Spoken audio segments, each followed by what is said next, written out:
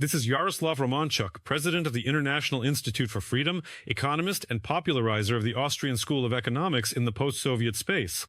Hello. Good morning, friends. Good morning. Yes. Yaroslav, we started this whole segment with information about how the ruble isn't doing very well in international markets. Somehow, Armenia, Kazakhstan, and Kyrgyzstan are looking at the wooden ruble differently and are raising commissions, realizing that, in principle, betting on this turnover, in their systems, that is, with a peg, right, to the ruble, is not really a good idea. And the ruble itself, yes, it is losing a certain rating, if it ever had one. Yaroslav, I caught myself thinking, guys, where is the ruble and where are the international markets in general, right? Or does this specifically concern those states that perhaps were previously more tied to economic and financial relations with the Russian Federation?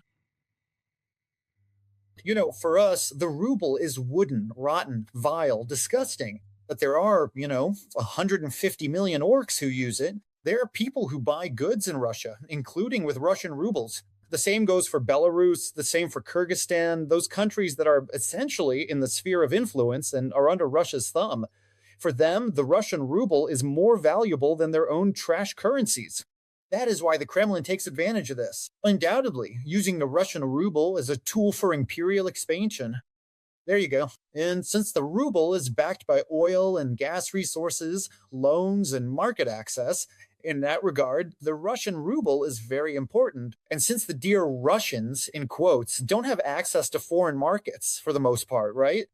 So naturally, by taking advantage of the, let's say, wooden monopoly, as you correctly put it, of the ruble, the Kremlin, abuses trust and, in reality, reaches into the pockets of its own citizens. Now, as for whether it's necessary or not, I carefully reviewed the analysis from the Central Bank of Russia and the government regarding the export forecast for 2026, and you would be surprised that due to oil and gas prices, and because, among other things, the European Union is buying LNG with an exaggeration, an increase in volumes compared to last year by 15 to 20%, the foreign currency revenue from the export of goods in 2026 is projected to be 25 to 30 billion higher.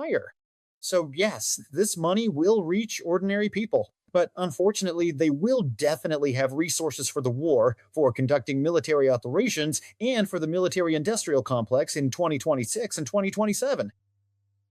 Putin is planning to fight until 2028, after all. The main Directorate of Intelligence of Ukraine has also spoken about this, and as far as I understand correctly, both financially and strategically in terms of resources. But looking at the economy of the Russian Federation as a whole right now, how dependent is Putin on his, so to speak, economic partners? That means China, countries close to it, and trade. Because we see that, gradually, the European Union market is disappearing for Russia as a whole. Will these alternatives be enough? Considering that economic ties with China are currently strengthening. But then again, there's more benefit for China here, as far as I understand it, considering that China is using Russia as a raw material appendage, a market for raw materials, so to speak. Will this be enough for Russia? Yes, of course. If we're talking about ensuring economic growth, then 2 or 3% is very little, right? Let me remind you that over the last 3 years, the average annual growth rate of the Russian economy has been, over 3% of GDP. That's quite a lot for a country that is at war, that is under sanctions. True, they are leaky, but nonetheless. Therefore, if the economy is at zero this year, yes, then the dependence on China, on Turkey, on other countries, it will increase. But for Putin, this is not a stop, not, a red flag. Think differently, pursue a different economic policy. For him, again, the main goal is, and this is in fact the essence of his policy, war, the conduct of war. And for the war, he spends annually about, 300 to $350 billion. If this money is in the budget with government spending in 2025 exceeding $1 trillion, even if it's 800 to 850 billion, he will say, yes, you won't be flying, you won't be going on vacation, and you won't see any increase in your real income. Moreover, we'll take even more through inflation. You will, just be standing still. Small businesses will go bankrupt. This is, of course, a path that is completely obvious toward the impoverishment of Russia, toward its degradation. But the degradation will happen in 27, 28. These are the timeframes that will obviously see an acceleration of degradation. But again, during this degradation, those resources that have been accumulated, the resources that Russia earns through exports, which of course are primarily dominated by oil, gas, and energy commodities, well, that certainly allows for, say, even if not $300 billion for the war, then at least 150 to 200.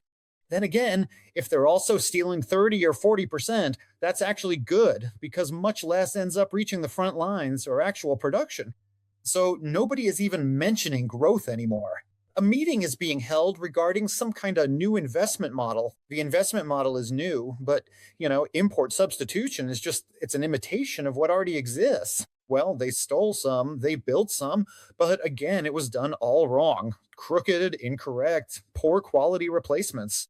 Therefore, safety will decline, quality will decline, and the quality of life will decline. Russia's on a trajectory of degradation, but degradation, we would like it to be a collapse, but unfortunately, that kind of scenario doesn't seem likely at the moment. Tell me, Yaroslav, if we recall this story about oligarchs chipping in for Putin, for the war, what does that actually tell us, first of all? And tell us, should we look at it exactly like that? Or is it just, well, if we understand that one way or another, various businesses, yes, large ones too, accordingly have certain tax obligations to Russia, right? Can't we consider this a kind of, mutual accounting? Well, if not through taxes, then you guys chip in yourselves, right? Essentially.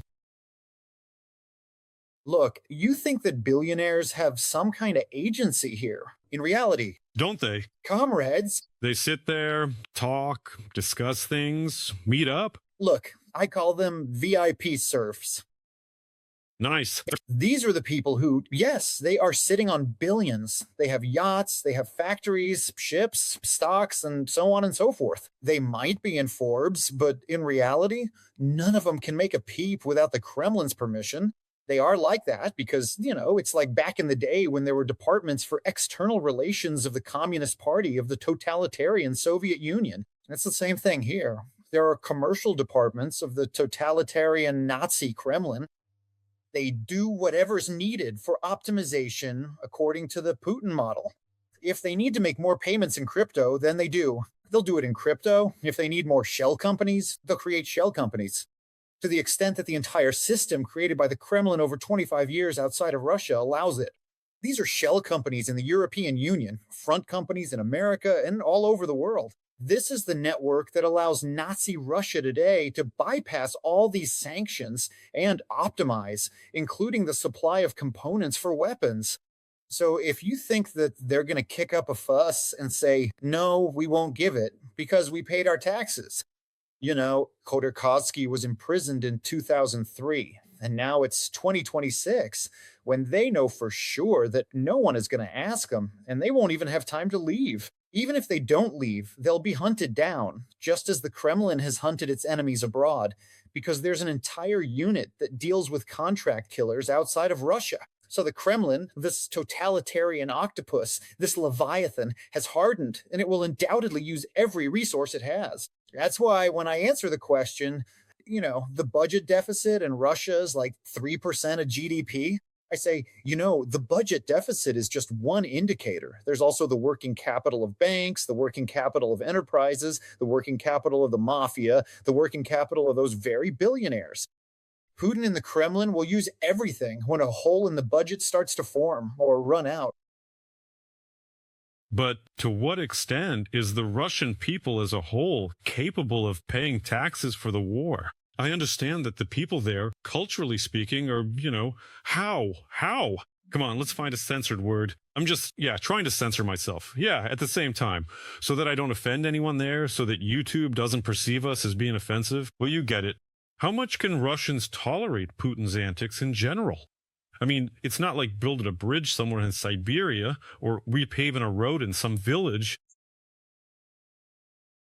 He is spending these hundreds of millions of dollars on a war that overall isn't bringing him any results. We see the situation on the front line. We see that Putin's only advantage is a greater number of ballistic missiles launched at Kiev than Kiev attacking Moscow.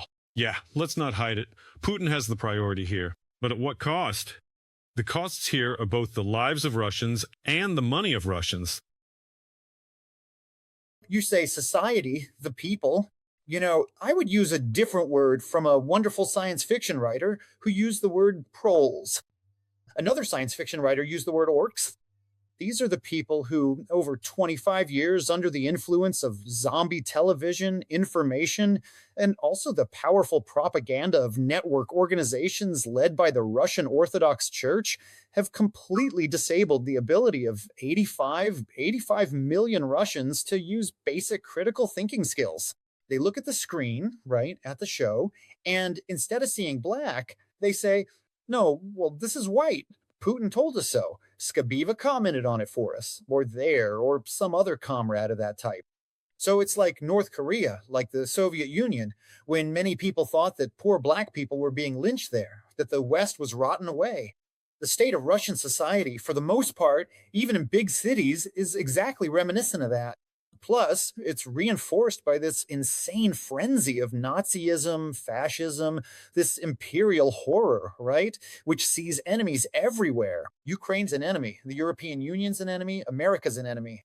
Everyone who isn't with us is an enemy, period. And without Russia, we need to turn the whole world into nuclear ash. With an approach like that, when they have prices and inflation at 20% and they're nationalizing deposits, Putin, along with his cronies, will explain to them that they really need to endure it for a couple more years. The only thing, perhaps, is an asymmetric reaction to this situation from those very billionaires who thought they were real big shot businessmen and actually had some influence. And there might be some conspiracy or a setup or, some not nuclear, but just some simple, ordinary poisonous toadstool that ends up on Putin's menu. And then it will be the same thing that happened back in the day with Turkmenbashi, when a dentist did what the Democratic Society of Turkmenistan couldn't do. So Turkmenistan and Russia are actually quite close in this situation. Well, and Yaroslav, in closing, I'd like to talk about this possible forecasts. Will Putin's economy withstand another year of war? Fox News reports this, citing European intelligence. The war in Iran, which drove up oil prices, delayed the onset of economic difficulties in Russia. Well, how did it delay them? They are being observed, just perhaps not deepening. Thanks to additional commodity revenues, Putin can continue the military campaign in Ukraine at least until next spring. Higher oil prices help the Kremlin cover more of the budget deficit and delay the moment when economic difficulties will force Putin to make difficult choices regarding the war. Yaroslav, what do you think of such forecasts or expectations regarding the state of the Russian economy? Look, in the first half of the year, the current account surplus was, yes, 25 to $30 billion, precisely because of oil prices.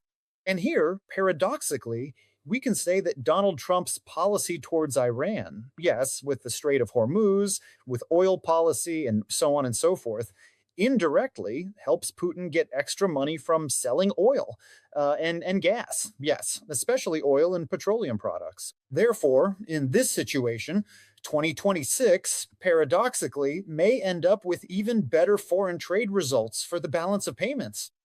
There won't be such pressure on the ruble, which will allow the Russian economy to get, a 12-month breather. How so? Because of the monetary policy we are already seeing from the central bank, where in the first half of the year we see a 12% increase in the money supply. So for the year, it could be as high as 25. And this inevitably affects prices. And this is that very inflation tax that strips the skin off ordinary Russians like wood shavings. People who are, in essence, a silent, mooing proletariat. Yes, just proles. They, of course, will grumble, and the level of tension will rise. But if America's policy regarding Ukraine changes to a sharp increase in military support, including if military support for us from the European Union is increased, including military aid, that is very important. If that 22nd or 23rd, I've lost count, sanctions package is actually tough, linked to perhaps an embargo on commodity groups against Russia, then indeed 2027 could be a real turning point and break the economic backbone of the Russian Empire. Yaroslav, thank you so much for finding the time Thank you. to join our broadcast. Yaroslav Romanchik, president of the International Institute for Freedom Ukraine, economist, popularizer of the Austrian School of Economics in the post-Soviet space.